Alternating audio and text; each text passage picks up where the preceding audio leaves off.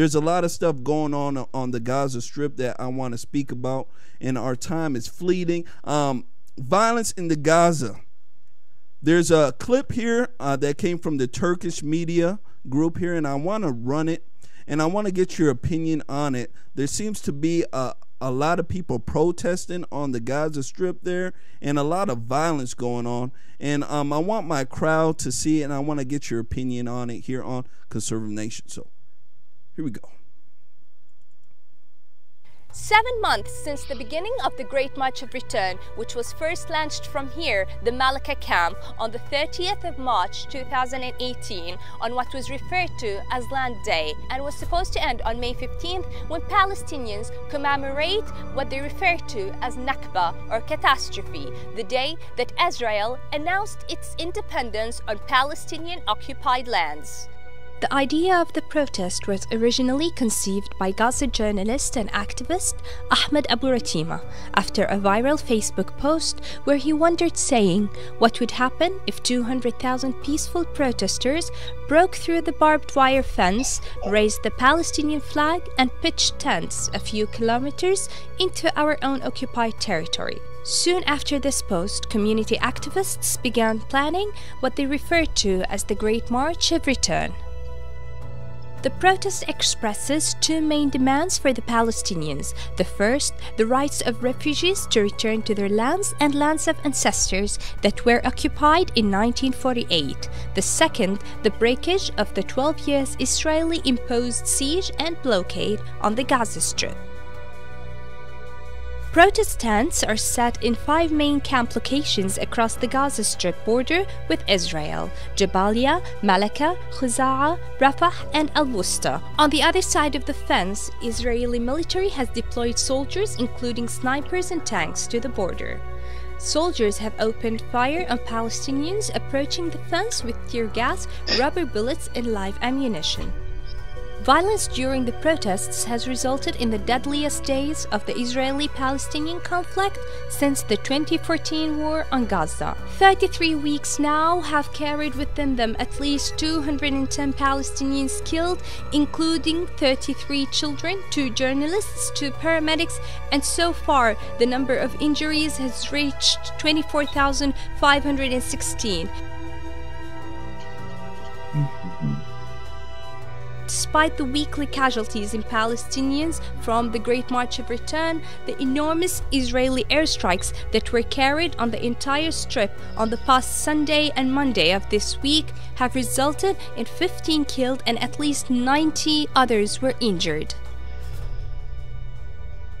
Alrighty. So, Barry. Yes, sir. This looks like a propaganda type of clip here for the Palestinians. Now, they are just speaking about how Israel is hurting the Palestinian people, how they just had a quote-unquote peaceful grand march. And according to this reporter here, nothing but airstrikes came from Israel, hurting these Palestinian people, 210 and 33 killed. What do you think about this here? Let's think about it this way, Jermaine. You're in Minnesota, not that far from Canada. Imagine if everybody in northern Minnesota, day and night, was trained to run to a bomb shelter, because on somewhere between 5 and 10 seconds notice, if you didn't get into the bomb shelter, you, your parents, your friends, your kids could be killed by missiles intentionally fired into residential neighborhoods. Now, there's no military base where you live. It's just a bunch of houses and some stores, right, in commercial areas. The Palestinians in Gaza, run by Hamas, an internationally recognized, and I mean internationally recognized terror organization, only fires missiles at residential areas, intending to kill as many people as possible. 500 missiles were launched in the last month at Israel, striking every conceivable residential neighborhood you can imagine. When I was last on your show, about a week ago, I think, you showed a video that I shot in Sderot, which is the town in southern Israel, that is somewhere between 7 and 12 seconds missile flight time from the Gaza Strip, which means count to 12 from the time the siren starts. That's when the missile strikes. If you're more than 15 steps from a bomb shelter and it's near you, say 50 feet away, you're dead or cut to shreds. What did Israel do in retaliation, Jermain? They flew jets across the border and they blew up buildings that had been notified in advance to be evacuated so nobody got hurt.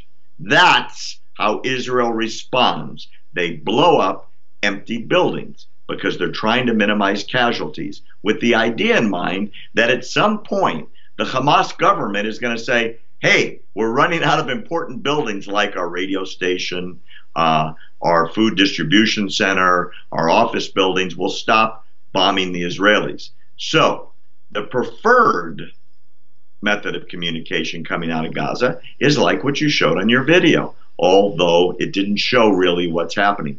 I've been there. I can tell you what it looks like. Tens of thousands of Palestinians in the Gaza Strip are bussed to the border fence. Thousands of tires are set on fire to create as much smoke as possible. And when it's a smoky mess, they start, literally you can't see 5 feet, they start launching kite bombs, which are balloons with explosives tied to them, or Molotov cocktails. And they float across on the smoke, land on buildings, land in fields, burn up the crops, and set things on fire. And at the same time, they start shooting through the fence. Now up front are women and children, as many as possible, so the international press can photograph them. And what do the Israelis do? Well, they fire tear gas or they fire rubber bullets. But when the fence gets cut and the border gets breached and 1,000 people start running over the border into Israel screaming Allah Akbar, which is God is great, they're celebrating their martyrdom, well, Israel shoots back. Under those circumstances, people do get killed. Quite frankly, I'm shocked that the death toll is in tens of thousands, literally. If you were there and you saw it with your own eyes, you'd be amazed at the restraint the IDF places on their own soldiers. It is truly the most ethical army in the world. I've been on that fence line, and it's really terrifying to think a few meters away, there's 1,000 people with guns, with rocks, with bottles, with bombs, with grenades, and rifles. And it's a chain link fence. It's not a wall, so the bullets go right through the chain link fence. You know, this is just a crazy situation here. And Israel, to me, is the only one of the only countries in the Middle East they're keeping quote unquote peace, as much peace as they can keep there, because I can't imagine the Middle East without Israel being there. I mean, it will be war everywhere you look. Israel wants peace so desperately and has been begging for it for years. You know, let me disabuse your viewers of one concept that still makes its rounds in things like this Turkish propaganda piece. Gaza is not occupied, but there's not a single Jew in the Gaza Strip. There's not a single Israeli. They were all evacuated forcibly by the Israeli army over a decade ago. It's all Arabs. It's all Palestinian Arabs. No Jews allowed. If they were there, they'd be dead by now. So there's no occupation. It was intended, or so the idea was, to create peace. What happened? Well, they had their election.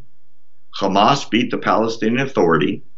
Hamas then killed all the Palestinian Authority officials left in the Gaza Strip, or kicked them out, the ones that were lucky enough not to be executed. And then they set up a brutal Islamic dictatorship. And that's what remains to this day. You can go to the border and see it. It's so sad. 50 cement trucks a day going into the Gaza Strip, coming out of Israel for the cement to rebuild everything that's been destroyed. And they spend the cement on underground terror tunnels. Hundreds and hundreds and hundreds and hundreds of food trucks a day crossing the border into Gaza, coming from Israel, allowed to come in by Israel. The power supply, into Gaza, coming out of the Eshkelon power plant in southern Israel, that the Palestinians in the Gaza Strip don't even pay for. Israel donates in the hope of offsetting a humanitarian crisis, because if the power goes down, the water treatment plant goes down and they have no water to drink. None of that's in the international press. You need to go there. Your viewers need to go there. Look, they can go to Jerusalem. They can see all the Christian sites. They can reconnect with their religion if they're Christian or Jewish, and then go down to the Gaza border and get some truth. Because when they come back, they'll be disgusted how one-sided and idiotically untrue, literally untrue, the world press is. But that's the narrative, and Israel doesn't do a very good job of countering 100 countries around the world that are making up news. Yeah, I mean, this is, you ever want to see fake news, go to the Gaza Strip. That's fake news. You know, and what kills me is that what is Israel supposed to do, Barry? You got people on the other side who will not stop. They want to kill you. They don't want peace at all. This whole peace notion is a lie. They only say it because they want to look good in front of other folks. But at the end of the day, they want to kill you, and that's what it comes down to. I mean, what is Israel supposed to do, Barry? I don't know. The great Israeli Prime Minister Golda Meir said this in, it's got to be 50 years ago, and I think it's still true today. When the Arabs love their own children more than they hate ours, there will be peace. And the modern interpretation of that quote is the Hamas leadership, and this is a true quote. I urge your viewers to go look it up on Google, say all the time, the Jews love life, we embrace death. That is a death cult. That is a people that worship martyrdom more than they want to live. They relish the idea of dying because their religion teaches if they die a martyr, they go to paradise. And there's lots of prizes, starting with, depending which verse you read, a whole lot of virgins that are gifted to you as a reward for dying in the service of Allah. It's the craziest thing, and until you see it, you won't believe it.